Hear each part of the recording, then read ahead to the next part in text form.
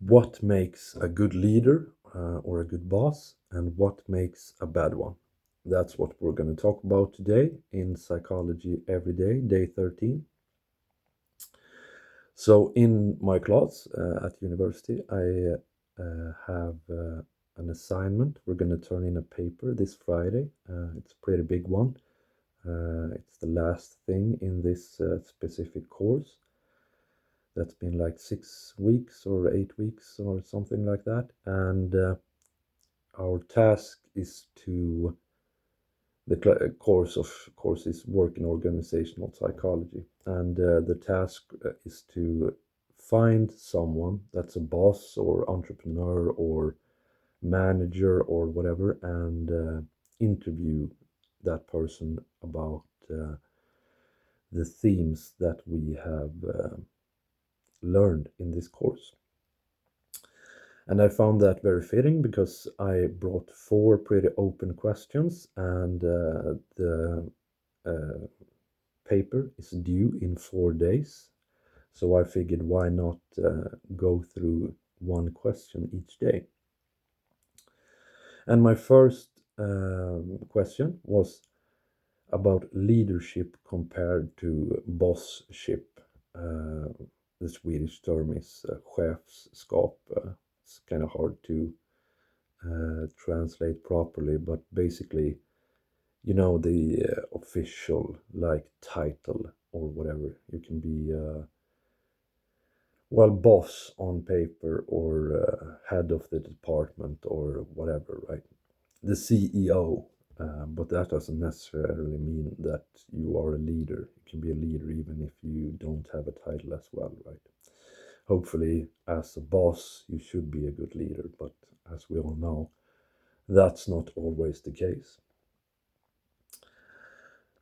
And first, we talked about, back in the day, I picked someone that's about as old as my parents, so that I could, get some historic insight.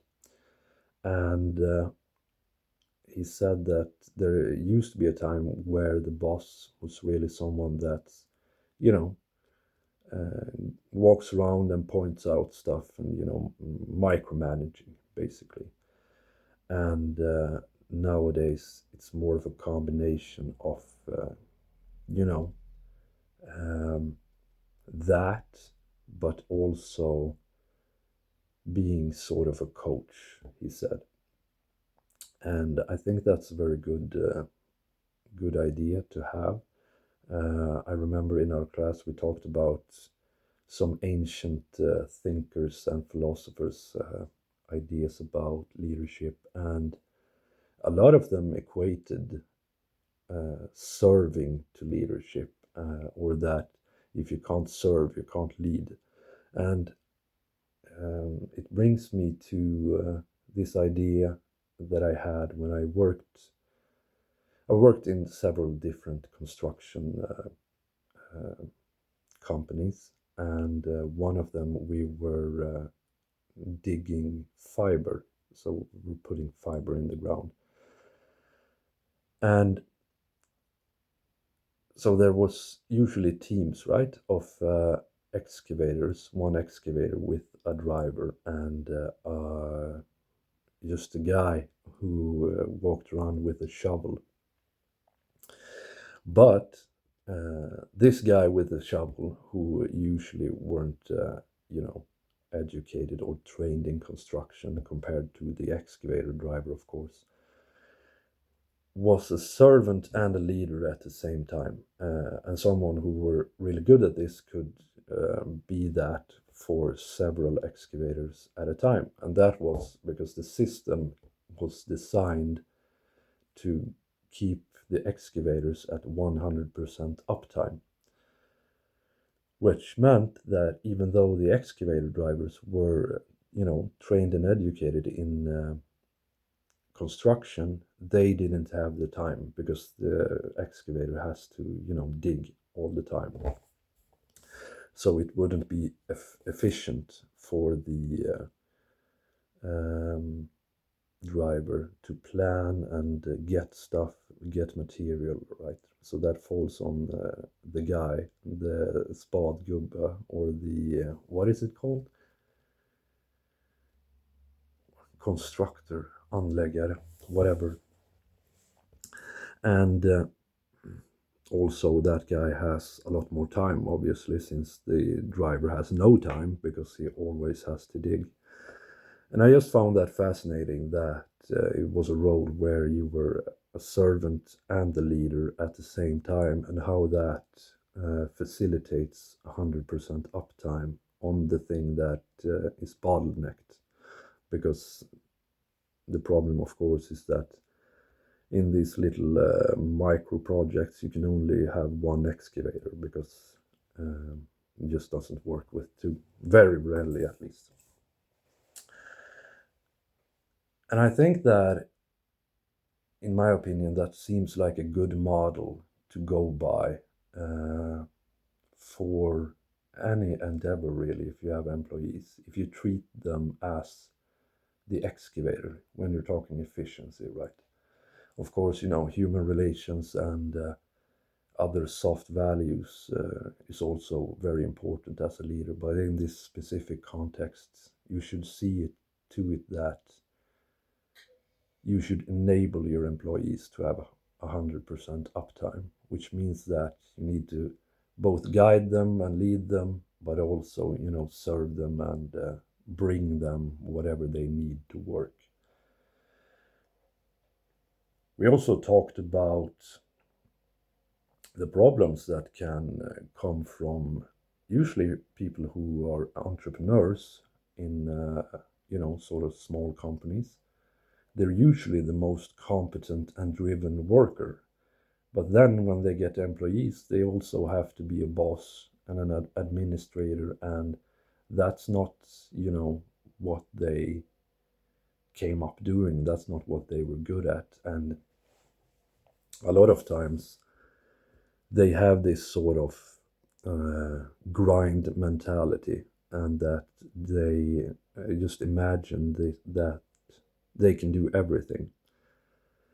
And I don't mean that everything is sort of, I can do administration as well, just as well. I mean that they literally keep working, and then they don't delegate, and then they just work 100 hours a week because they don't know how to lead, right? They're great at working and they're great at what the company is doing, but they don't have this, sort of correct mentality. And I find that a lot of times it could lead to like burnout, but also like a sort of aggressive micromanagement where they, sort of feel like they should or they can have their hands in everything all the time. And that was an interesting problem. We talked about what makes a good leader, and his opinion was that a good leader brings clarity. And this is something that we've spoken about a lot in the class, like clarity in what we're doing, what your job is, what your expectations are. Clarity in salaries, right, is apparently very good for the positive work culture, and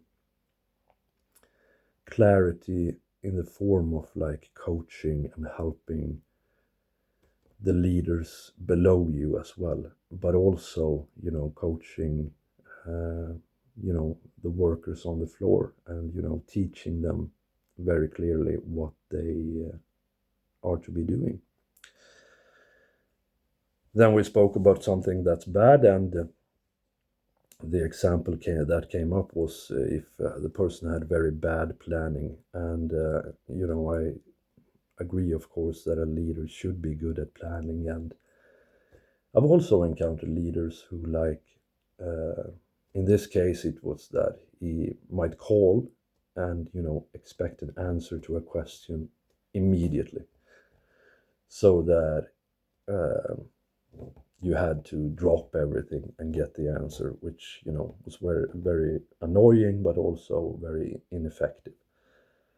And of course, that's the problem, right? If you don't plan well, you're never going to be 100% efficient. Tomorrow, we're going to talk about work culture and how to create a positive work culture and how to create a negative one. So please like and subscribe. Also, comment if there's anything, any questions you have, or if you have any topic that you would like to hear more about. And I'll see you tomorrow.